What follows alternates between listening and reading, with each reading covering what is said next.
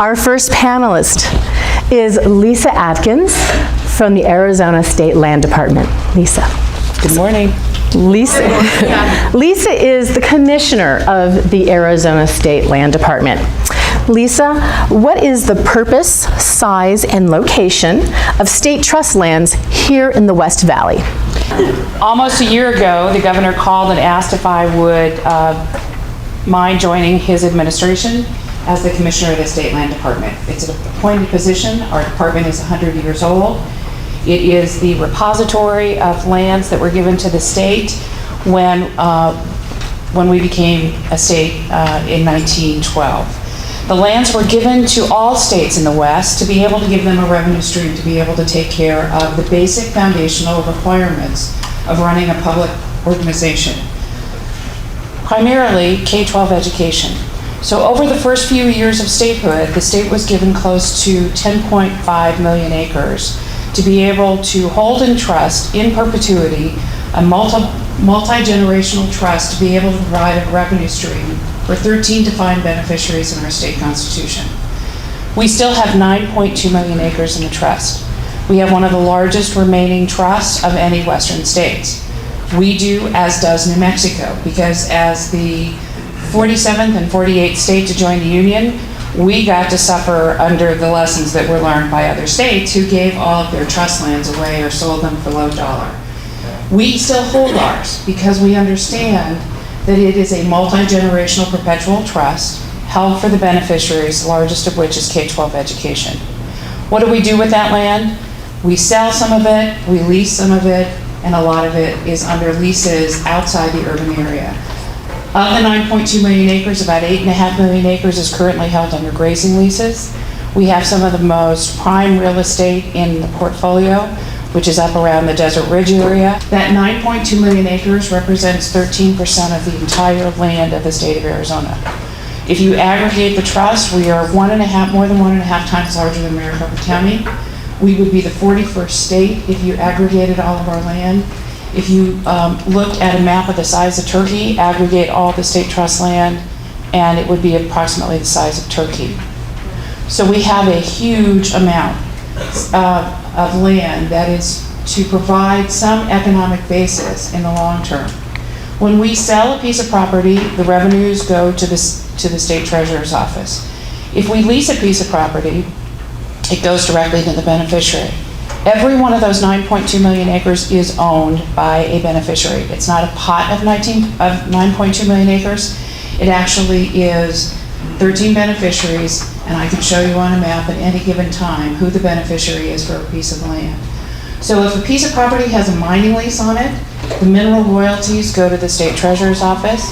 If we have a grazing lease on a piece of property, the grazing lease fees go directly to the beneficiary every month.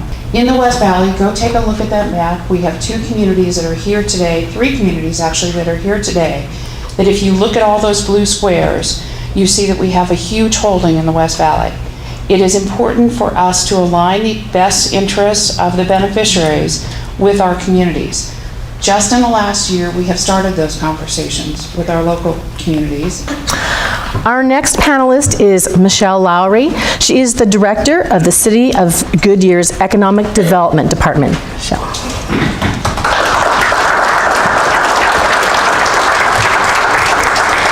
Michelle, what are the highlights of your city's development plans in general and along the 303 corridor particularly? So to talk about the 303 and as well as our plans in general, let me just say that we're very fortunate in the city of Goodyear to have the I-10 interchange in the city of Goodyear to the 303 loop.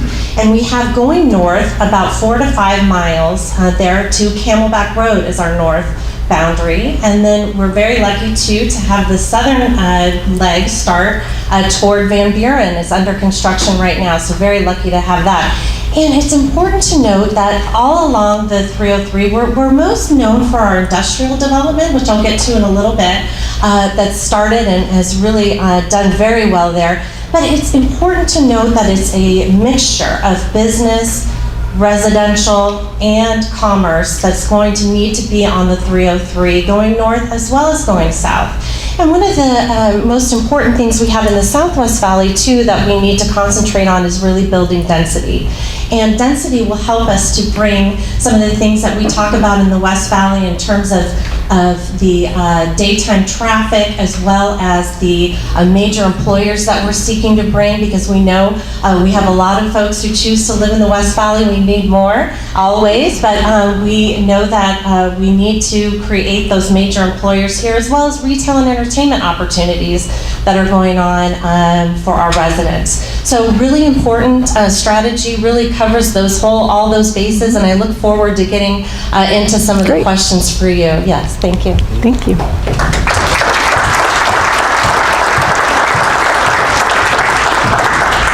Our next panelist is Kristen Stephenson. She is the administrator of the City of Glendale's Business Attraction Department. Thank you all so much for having me here today. I'm so glad to have the opportunity to talk to you about all the exciting developments that we're seeing in the 303. So the 303 in Glendale goes from Goodyear's border, as Michelle alluded to, at Camelback Road, all the way to Peoria Avenue, which is the border that we share with Surprise. So we're very fortunate to have 5 miles of double-sided freeway frontage in the area, as well as having Northern Parkway connect through that area. So there's great accessibility in terms of what we're looking at from our city. We see a couple different types of opportunities in the city. Namely, we have Luke Air Force Base in our city. So we're very cognizant of protecting that great economic asset to the entire state. And with that, we will have primarily light industrial development in the southern portion of the 303 from basically Glendale Avenue south to ensure that we're protecting Luke Air Force Base and finding compatible uses in that area. This will also be the same along the Northern Parkway area that's in the general 303 area, as both of those are in the noise contour areas. The other component of the 303 that we'll see is more of a commercial look, more like what we see along Glendale's Loop 101 now. So it'll be a great use, great mix of industrial and commercial uses in that area. Great, thank you. Thank you.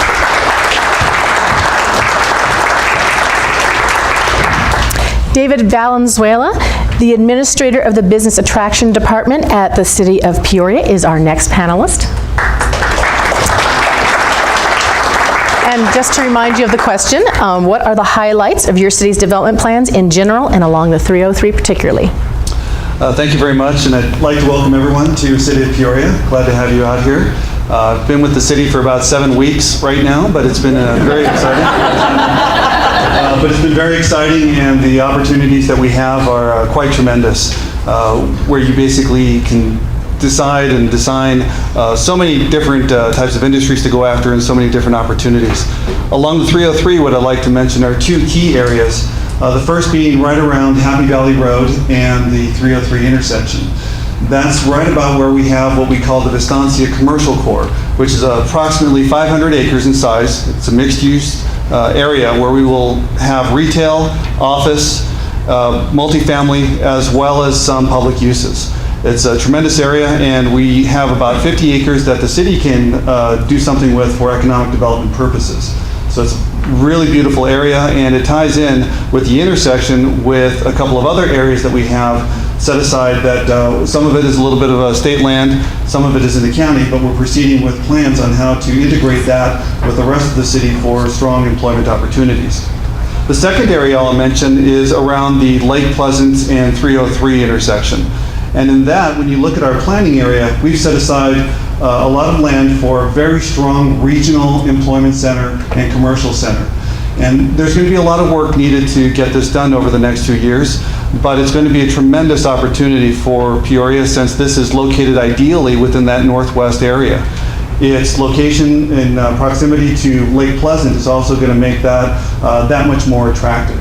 So as we go forward and with a lot of our strategic planning and our strategic goals, we believe that that center in the future will be a very exciting place to be. And those are the 2 major highlights I see for us. Thank you. Our final panelist is Eric Fitzer, Community Development Director at the City of Surprise.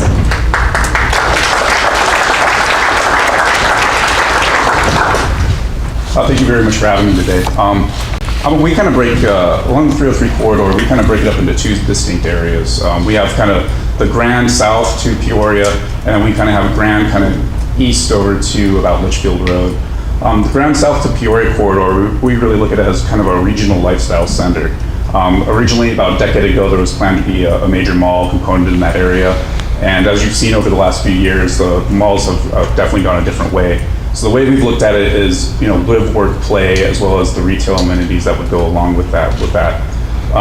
We have one major landowner in that area that we work with very closely, Suburban Land Reserve. We've jointly planned this area specifically to be very flexible with zoning and entitlements to allow for a diverse mix of, medical, office, retail, and housing as well. Then we have our area kind of the northern portion of the 303 that heads east. And in that area, we have there's some topographical issues. There's also a lot of floodplain and so forth. We're actually working with the Maricopa County Flood Control District now, specifically on the McMicken Dam project for channelization of the dam, which would actually open up a lot of those areas even to more development, as well as, recreational corridors. Currently, the Maricopa Trail traverses this area. We have a very big support from our council to look at open space, connectivity, trails, and recreational amenities that would open this area to further development. We really kind of see this area kind of as, an example of this would be kind of the Indian Bend Wash type scenario where you have a mixture of housing, office, but also some retail components as well. Thank you.